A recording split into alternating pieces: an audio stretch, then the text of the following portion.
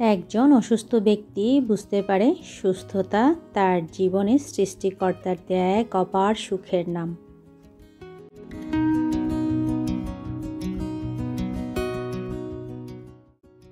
Hello everyone, কেমন আছেন সবাই?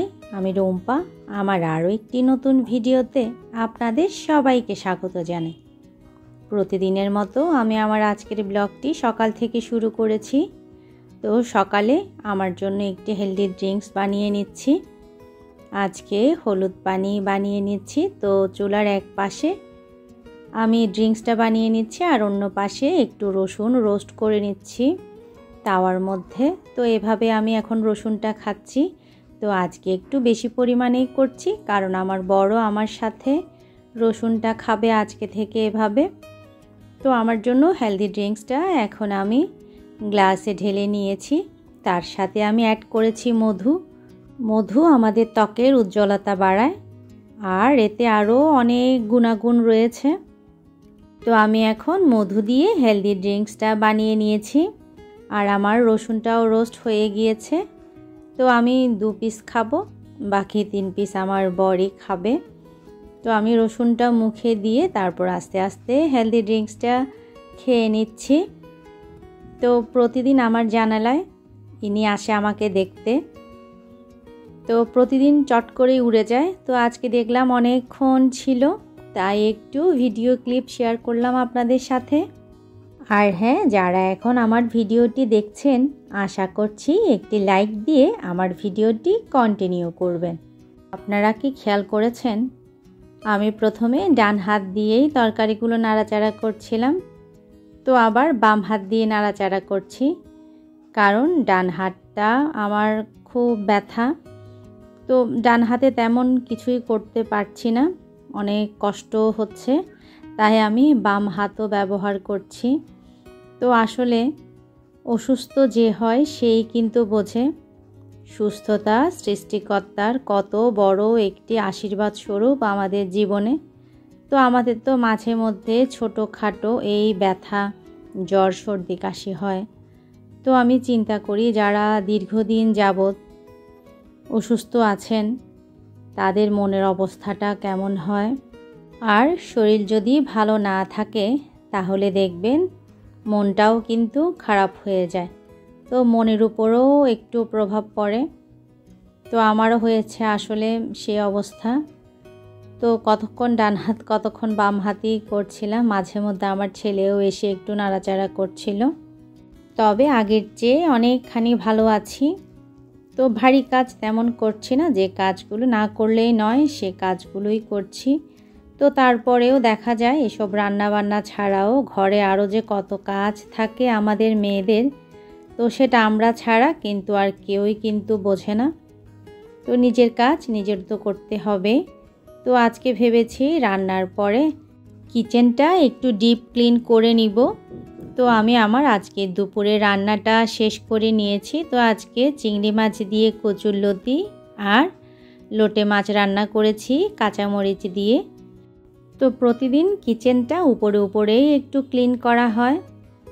তো সপ্তাহে একদিন আমি ডিপ ক্লিন করি। তো 2 সপ্তাহ যাবৎ তেমন ভালোভাবে ক্লিন করতে পারিনি।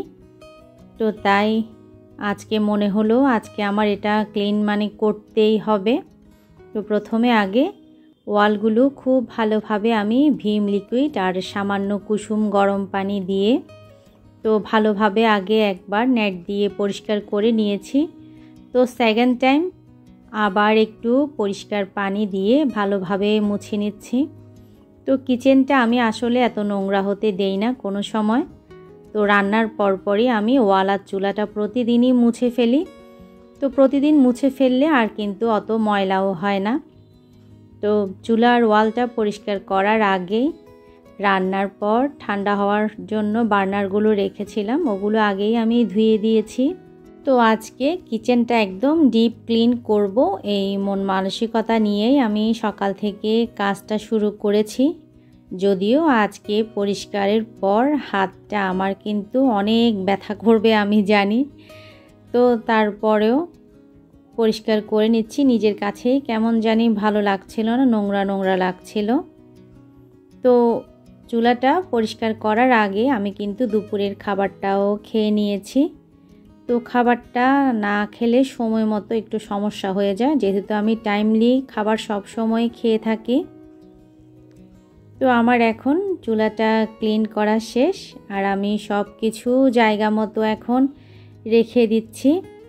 তো আমার মানি প্ল্যান্টটাও আমি ক্লিন করেছি, আর দেখেন দেখতে কি যে ভালো লাগছে, একদম ফ্রেশ। তারও একটু ক্লিনিংয়ের দরকার ছিল।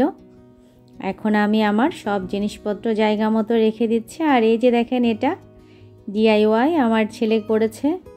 তো আগে তো আমার ফুলের টবগুলোতে করতো, এখন রান্নাঘরে যত বোতলের ঢাকনি পায় সবগুলোতে সে এরকম পেইন্টিং করে। তো আমার কাছেও বেশ ভালো লেগেছে। আমি শুধু বলে দিয়েছিলাম কি কি আমাকে এঁকে দেবে, বলেছিল তোমার পছন্দ মতো বলো মা, আমি কি করব। তো ও যখন করে ওর পাশে আমি একটু বসে থাকি, আর ও এগুলো করতে থাকে। তো বেশ মজা পায় আমার ছেলেটা এগুলো করতে। তো আমার কিচেনটা ক্লিন করে আমার কাছে অনেক বেশি ভালো লাগছিল। তো আমার এই ভিডিওটা যেই দিন যাবে সেই দিন পহেলা বৈশাখ। আপনাদের সবাইকে জানাই পহেলা বৈশাখের শুভেচ্ছা। তো আমার গত ভিডিওতে আমি বলেছিলাম আমি যেই জিনিসগুলো ধুয়ে শুকাতে দিয়েছিলাম ওগুলো কি। অনেকেই কিন্তু এটার উত্তর দিয়েছেন, কিন্তু সঠিক কেউই বলতে পারেননি। তবে আমি এখন বলে দিচ্ছি, ওগুলো ছিল অর্জুন গাছের ছাল, হার্বাল টি বা হার্বাল পানীয় হিসেবে অনেক পরিচিত। তো এখন আমি আমার জন্য একটু কফি বানিয়ে নিচ্ছি।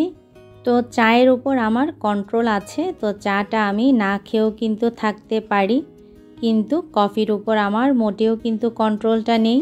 তো কফিটা বিকেলের দিকে আমার একবার খেতে হয় এরকম। আর এই যে চাল ভাজা বাদাম আর সাথে ছোলা, তো এগুলো আমার মা ভেজে পাঠিয়েছে, আমি খেতে পছন্দ করি বলে। তো ভিডিওর এ পর্যায়ে যারা এখনও আমার সাথে আছেন আপনাদের সবাইকে জানাই অসংখ্য ধন্যবাদ। দেখা হচ্ছে আমার নেক্সট ভিডিওতে। সবাই ভালো থাকবেন পরিবার নিয়ে।